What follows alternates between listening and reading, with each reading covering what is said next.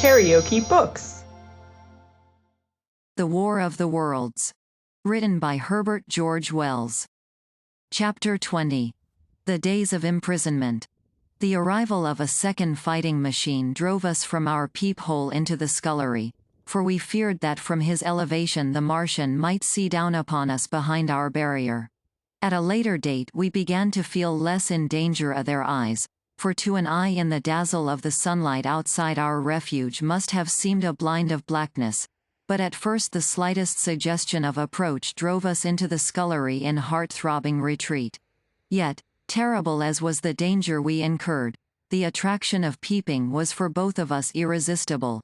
And I recall now with a sort of wonder that, in spite of the infinite danger in which we were between starvation and a still more terrible death, we could yet struggle bitterly for that horrible privilege of sight.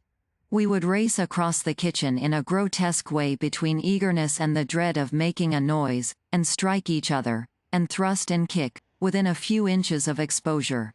The fact is that we had absolutely incompatible dispositions and habits of thought and action, and our danger and insolation only accentuated the incompatibility.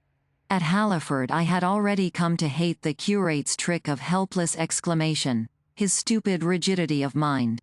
His endless muttering monologue vitiated every effort I made to think out a line of action, and drove me at times, thus pent up and intensified, almost to the verge of craziness.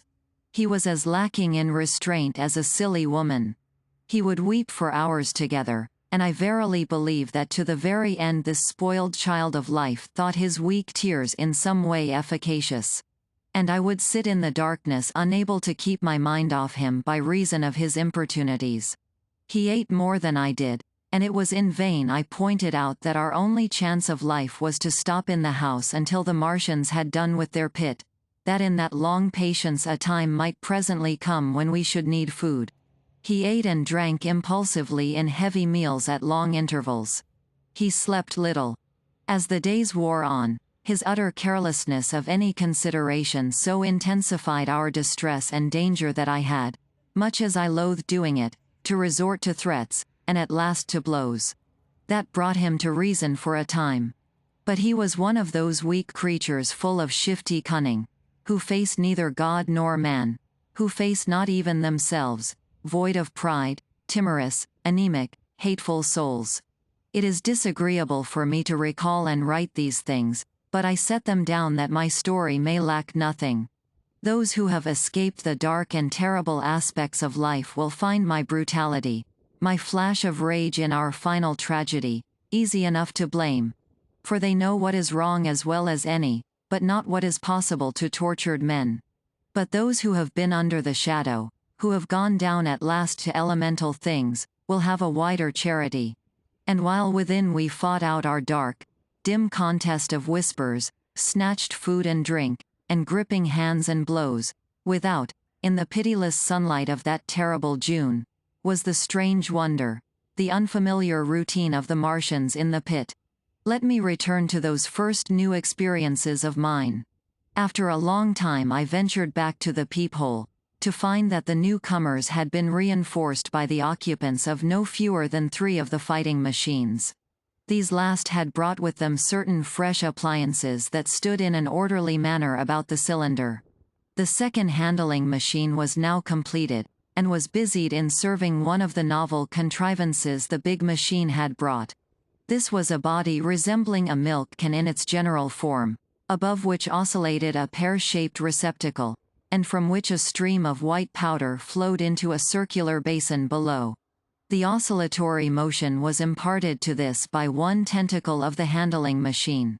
With 2 spatulate hands the handling machine was digging out and flinging masses of clay into the pear-shaped receptacle above, while with another arm it periodically opened a door and removed rusty and blackened clinkers from the middle part of the machine. Another steely tentacle directed the powder from the basin along a ribbed channel towards some receiver that was hidden from me by the mound of bluish dust. From this unseen receiver a little thread of green smoke rose vertically into the quiet air. As I looked, the handling machine, with a faint and musical clinking, extended, telescopic fashion, a tentacle that had been a moment before a mere blunt projection, until its end was hidden behind the mound of clay. In another second it had lifted a bar of white aluminium into sight, untarnished as yet and shining dazzlingly, and deposited it in a growing stack of bars that stood at the side of the pit. Between sunset and starlight this dexterous machine must have made more than 100 such bars out of the crude clay, and the mound of bluish dust rose steadily until it topped the side of the pit.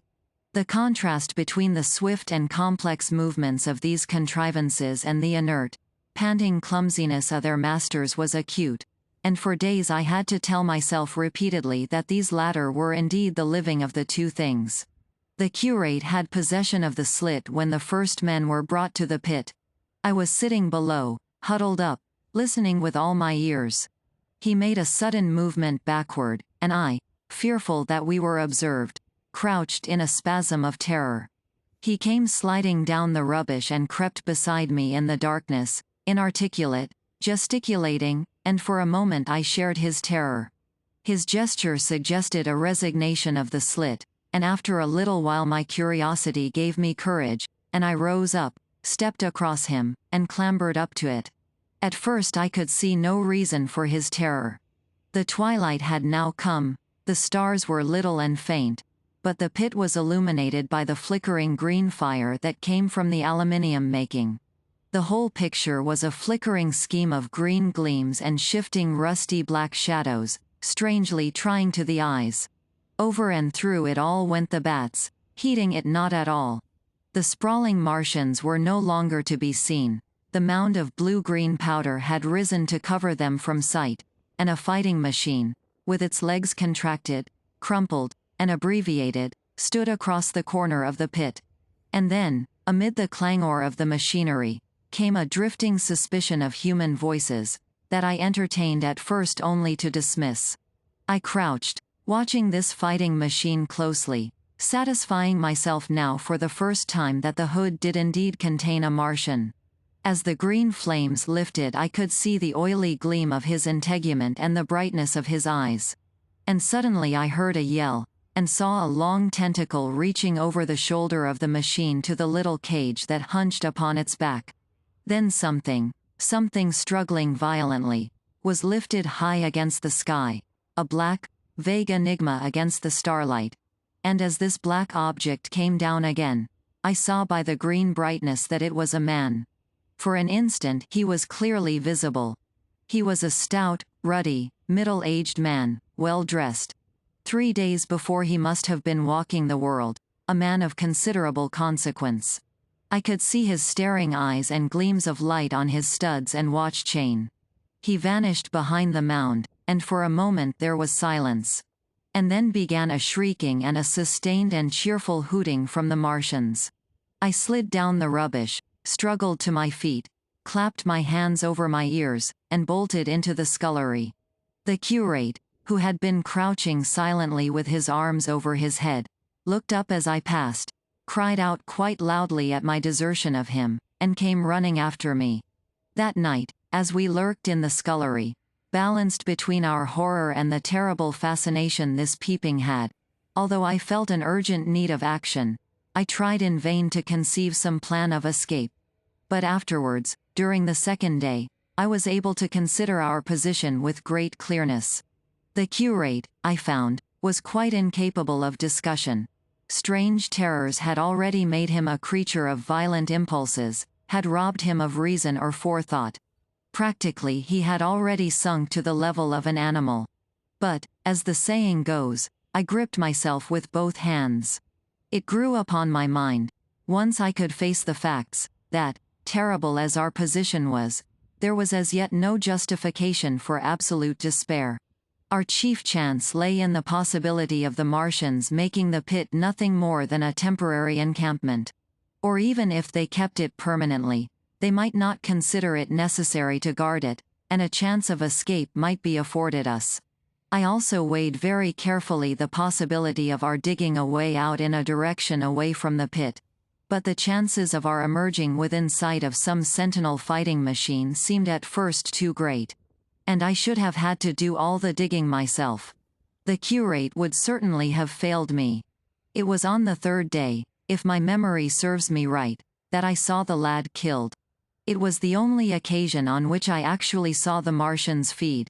After that experience I avoided the hole in the wall for the better part of a day. I went into the scullery, removed the door, and spent some hours digging with my hatchet as silently as possible. But when I had made a hole about a couple of feet deep, the loose earth collapsed noisily, and I did not dare continue. I lost heart, and lay down on the scullery floor for a long time, having no spirit even to move. And after that I abandoned altogether the idea of escaping by excavation. It says much for the impression the Martians had made upon me that at first I entertained little or no hope of our escape being brought about by their overthrow through any human effort. But on the fourth or fifth night I heard a sound like heavy guns. It was very late in the night, and the moon was shining brightly. The Martians had taken away the excavating machine, and, save for a fighting machine that stood on the remoter bank of the pit, and a handling machine that was busied out of my sight in a corner of the pit immediately beneath my peephole, the place was deserted by them. Except for the pale glow from the handling machine, and the bars and patches of white moonlight, the pit was in darkness, and, except for the clinking of the handling machine, quite still. That night was a beautiful serenity. Save for one planet, the moon seemed to have the sky to herself. I heard a dog howling, and that familiar sound it was that made me listen. Then I heard quite distinctly a booming exactly like the sound of great guns. 6 distinct reports I counted, and after a long interval 6 again. And that was all. KaraokeBooks.